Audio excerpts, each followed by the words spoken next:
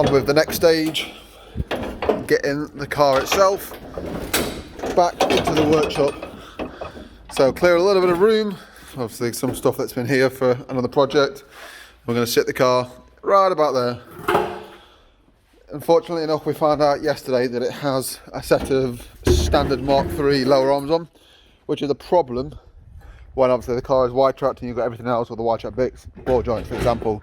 So at the moment it tows in an extreme amount, so it's not very fun to push. It was a bit of a nightmare, well I say nightmare, it's really annoying to be honest that it was sold with, well it was still wide tracked, but hey, shit happens. Just got to find a pair of arms in the right time. So right, moving all the scraps so nothing can hit it and run over. I'm gonna put the phone down and finish up moving stuff.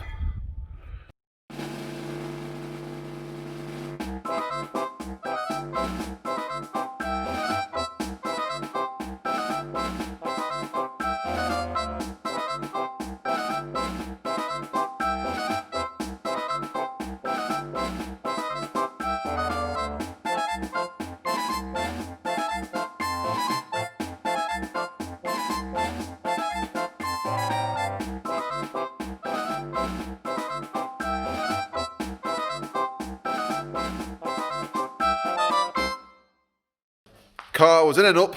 I told Sam strict instructions: get it up on the stands, get the back off, and get the new caliper, get the brake, basically get the brake sorted at the back. So instead, he has a look under this side, and with some questionable repairs. So then it brings us round to this side, and then.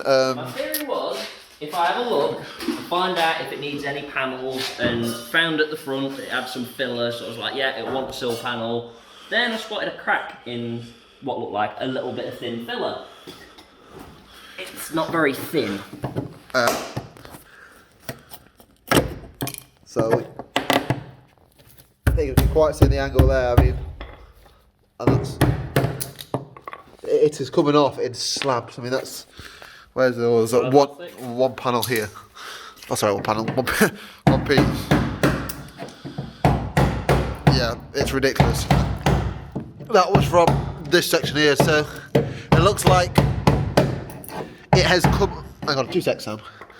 It looks like it has come off here, and someone has just sprayed it full of Sikaflex or Tiger Seal or something along those lines, just to try and stick it back on. But I imagine the whole lot, the whole way, is going to be like that.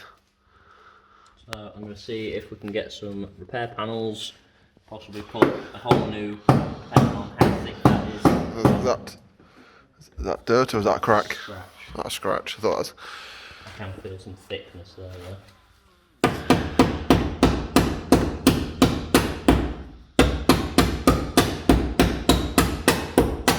Not too bad.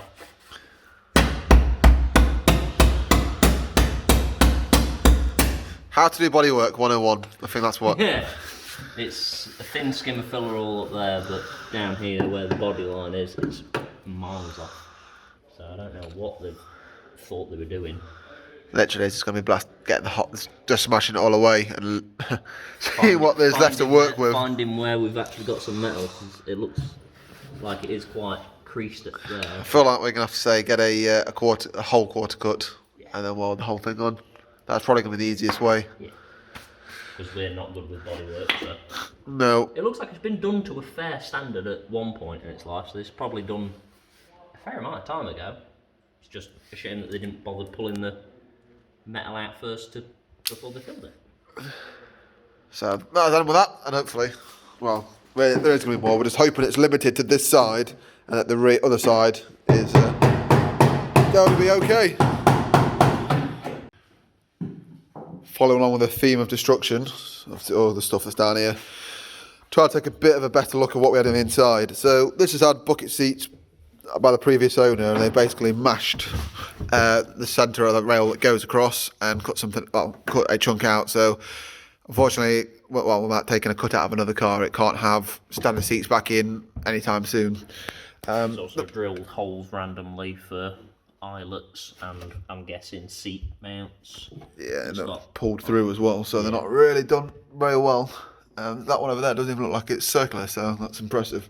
Got a bit of rot here, so that needs to be cut out and sorted. Sam started taking off all of the sound deadening, or the stock sound deadening material that was on here.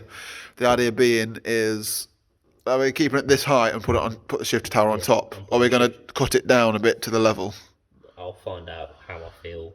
I'll get a seat mounted in it and then feel what a stock height shifter, medium height shifter, or if it's too high up. Yeah, and then obviously we'll send the cables for the dash. Speaking of dashes, we've started pulling them out. Obviously the wiring, as we mentioned before, is not usable in the slightest. It's all cut. We've got no idea about the Mark 3 stuff anyway. And the A3 loom is going to be in here. Service pulling off. I'm just looking at bits and pieces, like things are cut and nicked and scored. So yeah, there's so much. I don't know if that's, I'm presuming that's not standard. No. So yeah, I've got to rip it all out. That's the next job. Literally, we're down to bare nothing. So I'm trying to get the column out now. So the 2 shear bolts are underneath. To be fair, I'll probably leave that till when we come down next. I think call that an evening now. On the window, well, we sided. Obviously, this side was coming off, so we got the window out first. And this side was actually quite easy. There was a bit of an easy spot to get into, so with a chisel behind it and just scraped the whole layer off. So on that, we thought, we'll tackle the other side, thinking someone's done a bad job of doing this side. This side will be okay. Turns out we were wrong. This is Done a good job on that side. Yeah, this is quite well in, and it has gone off very. The other side was being put on too thick. It was quite soft and spongy in the middle, so it could go through like butter. But we're having a better problem. We've got into a gap in the corner here. So if anyone has any good ideas for what we do, that would be appreciated. Hopefully by the time, with your normal schedule of uploading videos, this will probably be running by the time you get the video. I definitely would not say that. You are holding out way too much hope for the amount of things that need doing to this. But yeah, we'll try and figure. It running, it won't be finished, but it'll be running. Yeah, we'll figure out something on what to do. This bit as well. Oh, more rust. Oh yeah, this panel here was a bit, that was underneath that someone's welded a bad pat. Literally, I don't know if you can be able to see on there. Very bad. Yeah, just about here. Well, obviously there's holes through there. That's all nasty Basically there. So I'm going to look at trying to get a new pan for this side. Moral of the story is, if you want to do a job, do a job properly, don't bother at all. Yeah. Obviously, someone's just probably paid them £20 or a crate of beer to fix a thing. And a bit of rot. And also, before I do forget, Sam has bought the sills for the outers on both sides and the inners as well. Yeah. The outers and inners. Inner and outers on the way. Also devised some nice storage for all the parts that we're not using. Yeah. All the bits off it we're going to stick him in the shedder container, whichever one, but Yeah, there's a bucket seat up there as well. I ain't overly happy, but It's all cable tied up, it can't fall, and it's all out of the way, and it's not going to get damaged by throwing other things in the shed.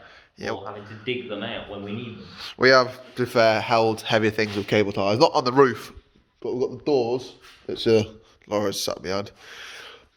We're probably going to, well, I say probably, Sam wants to cable tie him up into the A up there.